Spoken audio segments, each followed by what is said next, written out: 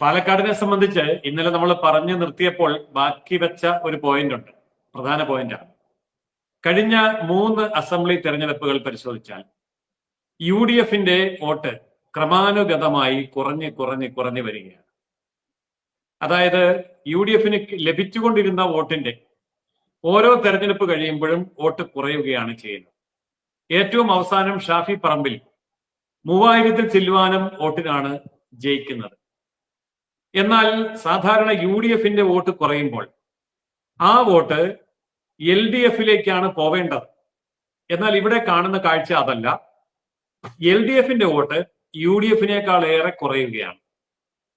ഇത് കഴിഞ്ഞ 3 തെരഞ്ഞെടുപ്പിന്റെ ചിത്രങ്ങൾ വളരെ വ്യക്തമാക്കിയ കാര്യമാണ്. അതുകൊണ്ട് തന്നെ കേരളത്തിലെ മറ്റേതൊരു മണ്ഡലത്തിൽ നിന്നും വ്യത്യസ്തമാണ് പാലക്കാട് മണ്ഡലത്തിന്റെ ചിത്രം. UDFന് വോട്ട് കുറഞ്ഞുകൊണ്ടിരിക്കുന്നു. അതായത് വിജയിക്കുന്ന പാർട്ടിയായ UDFന്റെ വോട്ട് കുറഞ്ഞുകൊണ്ടിരിക്കുന്നു. പ്രതിപക്ഷം എന്ന് അവകാശപ്പെടുന്ന LDFന്റെ വോട്ടും കുറഞ്ഞുകൊണ്ടിരിക്കുന്നു. എന്നാൽ വൻതോതിൽ വോട്ട് കൂടുന്നത് NDAയുടെ മാത്രമാണ്. NDAയ്ക്ക് ഓരോ തിരഞ്ഞെടുപ്പ് കഴിയുമ്പോഴും 8000, 10000 വോട്ടുകൾ വീതമാണ് കൂടിയത്. അങ്ങനെ വരുമ്പോൾ ഒരു കാര്യം വളരെ വ്യക്തമാണ്. LDFന്റെ വോട്ടുകളും UDFന്റെ വോട്ടുകളും കുറഞ്ഞു എങ്കിൽ അത് വർദ്ധിച്ചത് BJPയുടെ അക്കൗണ്ടിലാണ്. ഇത് വളരെ ക്രിസ്റ്റൽ ക്ലിയർ ആണ്, സുവ്യക്തമായ കാര്യമാണ്.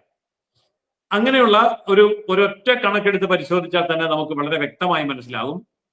LDFന്റെയും UDFന്റെയും വോട്ടുകളുടെ ചോർച്ച BJPയിലേക്ക് വന്നതുകൊണ്ട് BJPക്ക് വോട്ട് കൂടിക്കൊണ്ടിരിക്കുന്നു, വിജയത്തിന്റെ തൊട്ടടുത്ത് വരെ എത്തിയിരിക്കുന്നു. എന്നാൽ ഇത്തവണ ഉണ്ടായ ആ ഒരു വ്യത്യാസം ഇതിനേക്കാൾ ഭയാനകമാണ്. ഭയാനകം എന്ന് പറയുമ്പോൾ LDFന്റെയും UDFന്റെയും കാര്യമാണ് ഞാൻ പറഞ്ഞത്. അതായത് BJPയിലേക്ക് പോവാതിരിക്കാൻ ഉള്ള ശ്രമം. അതായത് UDFന് വോട്ട് കുറഞ്ഞാൽ അഥവാ LDFന് വോട്ട് കുറഞ്ഞാൽ അത് BJPയിലേക്ക് പോവാതിരിക്കാൻ അവർ പ്രത്യേകം ശ്രദ്ധിച്ചിട്ടുണ്ട്.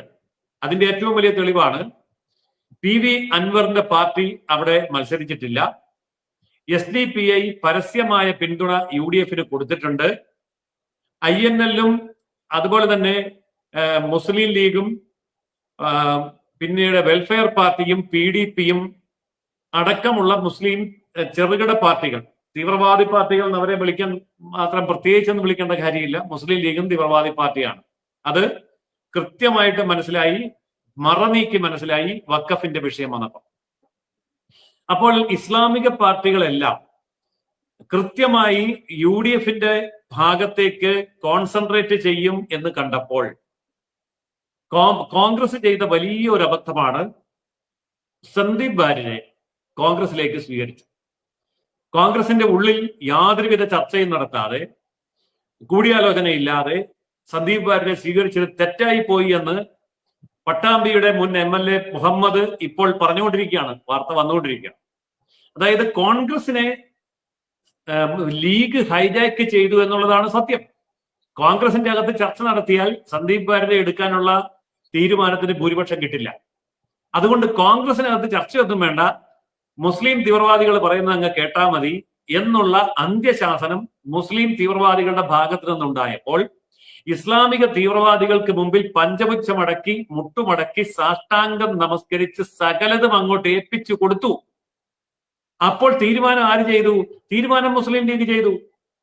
ആ മുസ്ലിം ലീഗിന്റെ തീരുമാനത്തിന് വിധേയമായിട്ട് മാത്രമാണ് സന്ദീപ് വാര്യര് കോൺഗ്രസിൽ ചേർന്നത് എന്നുള്ളതിന്റെ വ്യക്തമായ തെളിവാണ്. അതിനുശേഷം പാണക്കാട് തങ്ങളെയും ജെഫ്രി മുത്തുക്കോയ തങ്ങളെയും സന്ദീപ് വാര്യര് പോയി കണ്ടത്. കാരണം സന്ദീപ് വാര്യരെ സ്റ്റേജിൽ വെച്ച് കയ്യിൽ പിടിച്ച് ആനയിച്ചത് VD സതീശനായിരിക്കാം, അല്ലെങ്കിൽ സുധാകരനായിരിക്കാം.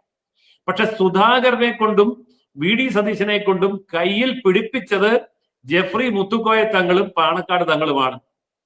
അപ്പോൾ കൃത്യമായും ഈ ഓപ്പറേഷൻ നടത്തിയത് ഇസ്ലാമിക തീവ്രവാദികളാണ്. അപ്പോൾ ഇസ്ലാമിക തീവ്രവാദികൾക്ക് വേണ്ടിയാണ് യഥാർത്ഥത്തിൽ ഈ സന്ദീപ് വാര്യരെ അകത്തേക്ക് കൊണ്ടുവന്നത് എന്നുള്ള ഒരു കാര്യമാണ് അവിടെ നിൽക്കുന്നത്. പക്ഷേ ഇത് കോൺഗ്രസിന് തിരിച്ചടിയായി, ഇത് ഇസ്ലാമിക ഗ്രൂപ്പുകളിൽ അതിതീവ്രവാദികൾക്കും തിരിച്ചടിയായി. അപ്പോൾ എന്ത് സംഭവിച്ചു? കോൺഗ്രസിന്റെ ശക്തി കേന്ദ്രങ്ങളിൽ വോട്ട് ചോർച്ച സംഭവിച്ചു. നമുക്കറിയാം, പിരായിരി പഞ്ചായത്ത് കഴിഞ്ഞ തവണ ആ ഒരൊറ്റ പഞ്ചായത്താണ് BJP തോപ്പിച്ചത്. വോട്ട് എണ്ണി വന്നു. അവസാനം BJP 6000 വോട്ടിന് മുന്നിട്ട് നിൽക്കുന്നു. വ്യക്തമായ മുൻതൂക്കമുണ്ട്, BJP വിജയിക്കുമെന്ന് വന്നപ്പോൾ പ്രായിരി പഞ്ചായത്തിന്റെ വോട്ട് എണ്ണാനെടുത്തു. അവിടെ 12000 വോട്ടാണ് കോൺഗ്രസിന് കിട്ടിയത്. മറിച്ച് BJPക്കും ഇടതുപക്ഷത്തിനും കൂടി ഒന്നിച്ച് കിട്ടിയത് 12000 വോട്ടിന് താഴെയാണ്. അതായത് LDFനും NDIക്കും കൂടെ കിട്ടിയ ആകെ വോട്ടിനേക്കാൾ കൂടുതൽ UDFന് വോട്ട് കൊടുത്ത പഞ്ചായത്തായിരുന്നു പ്രായിരി പഞ്ചായത്ത്. ആ പിരായിരി പഞ്ചായത്താണ് ഇത്തവണ 10% വോട്ടിന്റെ ഇടിവ് കാണിക്കുന്നത്. ആരുടെ വോട്ടാണ് ഇടിഞ്ഞതെന്നുള്ളത് വ്യക്തമാണ്. BJP വോട്ട് ചെയ്യാതിരുന്നിട്ടില്ല, അല്ലെങ്കിൽ CPM വോട്ട് ചെയ്യാതിരുന്നിട്ടില്ല, അവരുടെയും പ്രസ്റ്റീജ് ഇഷ്യൂ ആണ്. പിന്നെ വോട്ട് ചെയ്യാതിരുന്നത് ആരാണ്? ഇവിടെയാണ് കോൺഗ്രസിന് പറ്റിയ അവസ്ഥ. മാത്തൂർ പഞ്ചായത്തും കണ്ണാടി പഞ്ചായത്തും UDFനെ വളരെ വ്യക്തമായി സഹായിച്ച പഞ്ചായത്തുകളാണ്. അവിടെയും ഇടിവ് സംഭവിച്ചിട്ടുണ്ട്. ഇത് വ്യക്തമാക്കുന്ന ഒരു കാര്യം, സന്ദീപിനെ എടുത്തത് ഒരു വിഭാഗത്തിന് ഇഷ്ടപ്പെട്ടിട്ടില്ല. അതായത് കോൺഗ്രസിലെ പരിശുദ്ധ മതേതര വിശ്വാസികളായിട്ടുള്ള ആൾക്കാരുണ്ടല്ലോ, അവരെ സംബന്ധിച്ചിടത്തോളം അത് ഇഷ്ടപ്പെട്ടിട്ടില്ല. പിന്നെയോ ഇസ്ലാമിക തീവ്രവാദികളിലെ അതിതീവ്രവാദികളായിട്ടുള്ള ആൾക്കാർ, അതായത് സംഘപരിവാറിനെ RSSൽ നിന്ന് RSSന്റെ ഗണവേഷമിട്ട ഒരു സ്വയം സേവകൻ ഇങ്ങോട്ട് വരുന്നു എന്ന് പറഞ്ഞാൽ അത് പൂർണ്ണമായിട്ട് ഉൾക്കൊള്ളാൻ കഴിയാത്ത അതിതീവ്രവാദ മുസ്ലിം തീവ്രവാദ പാർട്ടികൾക്കും അത് ഇഷ്ടപ്പെട്ടിട്ടില്ല. അപ്പോൾ അവരുടെ വോട്ട് ചോർന്നിട്ടുണ്ട്. അത് എങ്ങോട്ട് പോയിട്ടുണ്ട് എന്ന് ചോദിക്കുമ്പോൾ BJPയിലേക്ക് വരാൻ പറ്റില്ല. അപ്പോൾ കുറെ വോട്ട് LDFിലേക്ക് പോയി. എന്നാൽ കോൺഗ്രസിന്റെ ശുദ്ധാത്മാക്കളും തീവ്രവാദി ഇസ്ലാമിന് ഏറ്റവും വലിയ വക്താക്കളും ചെയ്ത മറ്റൊരു കാര്യം കൂടി നമുക്ക് സങ്കല്പിക്കാം, വോട്ട് ചെയ്യാൻ പോയിട്ടില്ല. അപ്പോൾ രണ്ടു തരത്തിലാണ് വന്നത്. ഒന്ന്, ഒരു വിഭാഗം വോട്ട് ചെയ്തിട്ടില്ല. മറ്റൊന്ന്, ഒരു വിഭാഗം LDFിലേക്ക് വോട്ട് കൊടുത്തു. ഇത് രണ്ടും വെച്ച് കൃത്യമായി നമുക്ക് മനസ്സിലാക്കാൻ കഴിയും UDF 3ാം സ്ഥാനത്തേക്കാണ് പോകുന്നത്. ഈ 2ാം സ്ഥാനവും 3ാം സ്ഥാനവും തമ്മിൽ കഴിഞ്ഞ തവണയുള്ള വ്യത്യാസം, 1ഉം 2ഉം തമ്മിലുള്ള വ്യത്യാസം 3000 വോട്ടിന്റെയാണ്. അപ്പോൾ ചെറിയ 1500 വോട്ടിന്റെ ഷിഫ്റ്റ് വന്നാൽ ഈ 1ാം സ്ഥാനം 3ാം സ്ഥാനത്തേക്ക് പോകാൻ അധികം സമയമില്ല. അതുകൊണ്ടാണ് BJP അധ്യക്ഷൻ സുരേന്ദ്രൻ കൃത്യമായി പറഞ്ഞത് 3ാം സ്ഥാനത്ത് പോകും എന്നുള്ളത്. അപ്പൊ ഇത് അവിടുത്തെ ഓരോ പഞ്ചായത്തെടുത്ത് പരിശോധിച്ചാലും പൊതുവായെടുത്ത് പരിശോധിച്ചാലും എല്ലായിടത്തും ഏതാണ്ട് ഒരേ തരത്തിൽ വന്നിരിക്കുന്നു എന്നുള്ളതാണ്. പിന്നെ പിരായിരി പഞ്ചായത്തിൽ കൂടുതൽ വോട്ട് വന്നത് അവിടെ കൂടുതൽ വോട്ട് ഉണ്ട് എന്നുള്ള ഒരു വലിയ പഞ്ചായത്ത് ആയതുകൊണ്ട് കൂടിയാണ്. ഏതെങ്കിലും ഒരു പ്രദേശത്തെ പ്രത്യേകമായിട്ടുള്ള ഒരു വോട്ടില് നമുക്കിത് കാണാൻ പറ്റില്ല. പൊതുവെ എല്ലാ പഞ്ചായത്തുകളെയും ഇത് ബാധിച്ചിട്ടുണ്ട് എന്ന് പറഞ്ഞാൽ പൊതുവെ പാലക്കാട് നിയമസഭാ മണ്ഡലത്തെ പൊതുവെ ഇത് ബാധിച്ചിട്ടുണ്ട്. അങ്ങനെയുള്ള ഒരു സമയത്താണ് ക്രിസ്ത്യൻ ന്യൂനപക്ഷ വോട്ടുകൾ, ഒരു കാലത്തും BJPക്ക് അനുകൂലമല്ലാതിരുന്ന വോട്ടുകൾ. എന്നാൽ പാലക്കാടിനെ സംബന്ധിച്ചിടത്തോളം 6000 വോട്ടേ ഉള്ളൂ. അത് വലിയൊരു വോട്ടല്ല എന്ന് പറയാം. പക്ഷെ 3000-ൽ പരം വോട്ടുകളുടെ ഭൂരിപക്ഷത്തിൽ ഒരാൾ വിജയിക്കുകയും 1ഉം 2ഉം സ്ഥാനം തമ്മിലുള്ള വ്യത്യാസം കേവലം 3000 വോട്ടായി നിൽക്കുകയും ചെയ്യുന്നിടത്ത് 6000 ക്രിസ്ത്യൻ വോട്ട് അവിടെ ഉണ്ട്. ഒന്നിച്ച് വോട്ട് ചെയ്യാൻ അറിയാവുന്ന ജനതയാണ് ക്രിസ്ത്യാനികൾ എന്ന് മാത്രമല്ല, ഇപ്പോൾ മുനമ്പം വിഷയം കത്തി നിൽക്കുന്ന ഈ അവസരത്തിൽ പാലക്കാട് പ്രദേശങ്ങൾക്കുള്ളിൽ പോലും വഖഫ് ഭൂമിയുടെ നോട്ടീസ് കിട്ടിയ അവസരത്തിൽ ക്രിസ്ത്യൻ മത ന്യൂനപക്ഷങ്ങളെ സംബന്ധിച്ചിടത്തോളം അവർക്ക് ഇനി ഏക രക്ഷ എന്ന് പറയുന്നത് BJP മാത്രമാണ്. കാരണം LDFും UDFും ഇതിന് എതിരായിട്ട്, അതായത് നിയമ ഭേദഗതിക്കെതിരായിട്ട് നിയമസഭയിൽ കൈപൊക്കിയവരാണ്. അപ്പോൾ പിന്നെ ആ ക്രിസ്ത്യൻ വോട്ടും BJPയിലേക്ക് വന്നിട്ടുണ്ട്.